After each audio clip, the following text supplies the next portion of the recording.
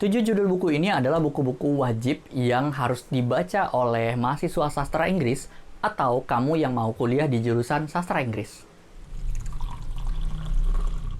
Halo, gue Haris, balik lagi di channel Kanvas Kata. Kayak yang udah gue bilang tadi di awal, buku yang akan gue sampaikan pada video kali ini adalah buku-buku yang wajib banget untuk dibaca kalau kalian kuliah di jurusan sastra Inggris, atau kalau kalian mau kuliah ke jurusan sastra Inggris. Daftar buku-buku ini gue bikin berdasarkan pengalaman gue, karena beberapa di antaranya mewakili era tertentu di rentang era kepenulisan sastra Inggris. Beberapa di antaranya juga penulis-penulis yang revolusioner atau cukup diingat karena membuat hal baru yang menobrak kebiasaan. Tanpa berpanjang-panjang lagi, langsung aja kita masuk ke buku pertama. Buku pertama adalah Hamlet, karya Shakespeare. Buku ini bukan novel, tapi naskah drama. Banyak yang masih salah paham dengan menganggap Shakespeare itu penulis novel. Padahal Shakespeare itu penulis naskah-naskah drama. Meskipun banyak naskah-naskah drama beliau yang akhirnya ditulis ulang dalam bentuk novel oleh penulis lain. Biasanya bertujuan untuk meraih pembaca yang lebih banyak atau untuk menyederhanakan supaya bisa dibaca oleh pembaca yang lebih muda. Kenapa gue ngasih judul Hamlet sebagai judul pertama? Karena Shakespeare adalah salah satu penulis ternama atau penulis legenda di English literature. Sebenarnya tidak hanya judul Hamlet sih, banyak judul-judul lainnya kayak Othello, ada Midsummer Night's Dream, ada King Henry, ada King Lear. Pokoknya banyak banget, tapi gue mention judul Hamlet karena Hamlet itu sering jadi referensi di produk-produk film yang muncul era-era belakangan ini di film-film Hollywood. Simba, you have forgotten me. No. How could I? You have forgotten who you are, and so forgotten me.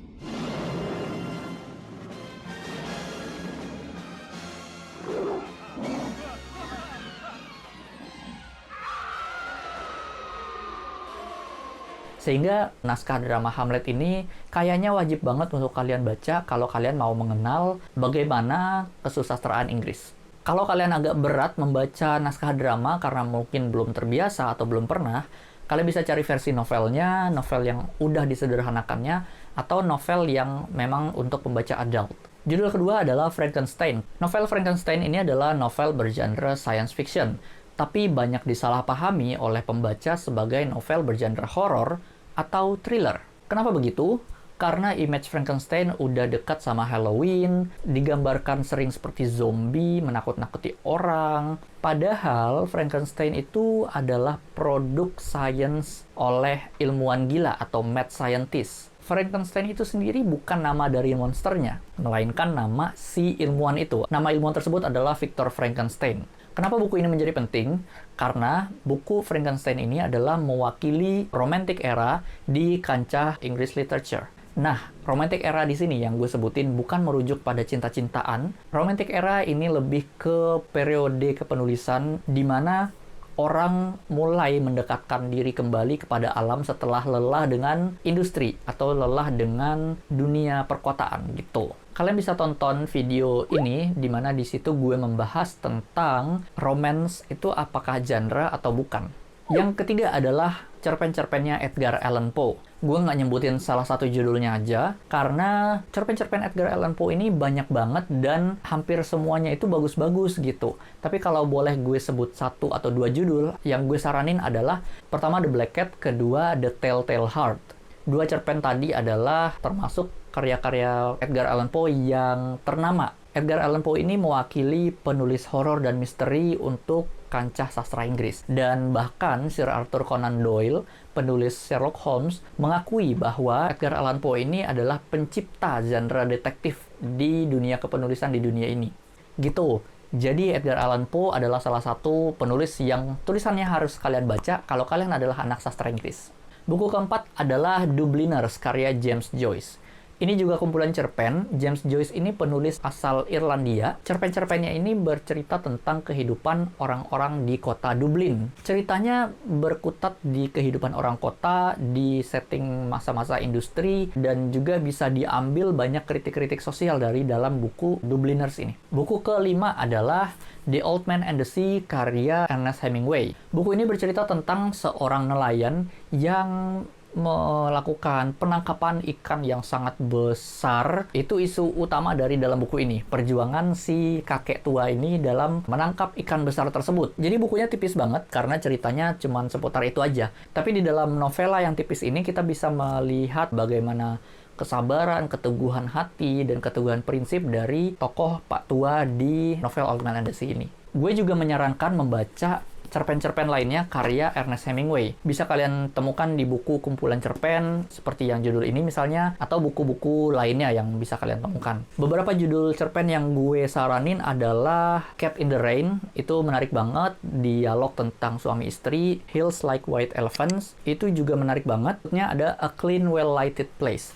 Nah, 3 judul cerpen itu judul-judul yang menarik untuk kalian baca. Kalian bisa baca buku-buku cerpennya di buku ini atau mungkin buku-buku lainnya. Nah, buku ke-6 adalah The Catcher in the Rye, karya J.D. Salinger. The Catcher in the Rye ini adalah salah satu buku yang revolusioner karena mendobrak bentuk kepenulisan di sastra Inggris pada zaman itu. Jadi, zaman itu penulisan sastra Inggris itu berputar pada penulisan-penulisan yang dalam, pokoknya sastra yang berat banget gitu. Sementara, The Catcher in the Rye ini bercerita tentang anak remaja yang hidupnya dipenuhi kekesalan dan kemarahan. Itu aja. Tapi ternyata buku ini jadi populer karena mewakili perasaan banyak remaja saat itu. The Catcher in the Rye ini salah satu produk sastra Amerika modern dan masih sangat relevan bahkan sampai sekarang ini. Kalau anak-anak muda membaca buku The Catcher in the Rye ini pasti akan sangat relate karena semua yang disampaikan di buku itu mirip dengan apa yang dirasakan anak-anak remaja gitu. Itu yang gue rasain juga saat membaca buku The Catcher in the Rye. Jadi kalau kalian anak sastra Inggris atau kalian pengen kuliah di jurusan sastra Inggris, kalian wajib banget baca The Catcher in the Rye ini. Kalian bisa baca versi Inggrisnya atau kalian bisa baca versi Indonesianya, bisa kalian beli di Posanta atau juga di toko-toko buku independen lainnya. Judul ketujuh adalah Harry Potter karya J.K. Rowling. Ini buku yang sebenarnya nggak pernah jadi bahasan di kuliah gue di sastra Inggris dulu, tapi mungkin bisa jadi sekarang udah jadi bahasan. Karena Harry Potter ini salah satu karya fenomenal, salah satu karya fantasi populer yang bahkan masih disukai sampai sekarang gitu. Padahal kemunculannya itu tahun 90-an gitu kan. Jadi bisa dibilang Harry Potter series ini udah 30 tahun hidup dan sampai sekarang masih bisa dilihat orang membaca buku tersebut.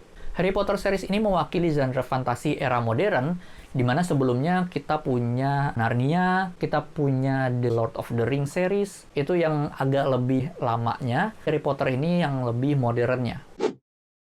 Jadi itu tadi 7 judul buku oleh 7 penulis berbeda dan juga beberapa judul cerpen tambahan yang wajib banget kalian baca jika kalian adalah anak sastra Inggris atau kalian anak SMA yang mau kuliah ke jurusan sastra Inggris. Beberapa di antara buku-buku yang udah gue sebutin ini ada yang udah pernah gue review, jadi kalian bisa tonton reviewnya, nanti gue taruh linknya di kolom deskripsi. Kalau kalian punya judul-judul lainnya yang merupakan judul penting di dunia kesusastraan bahasa Inggris, silahkan taruh di kolom komentar di bawah. Apakah kalian setuju dengan 7 list gue?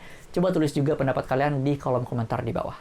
Makasih udah nonton, sampai jumpa lagi di video gue berikutnya. Dadah! Dukung channel ini dengan menekan tombol subscribe atau berlangganan, aktifkan juga notifikasi agar kamu dapat info setiap gue upload video.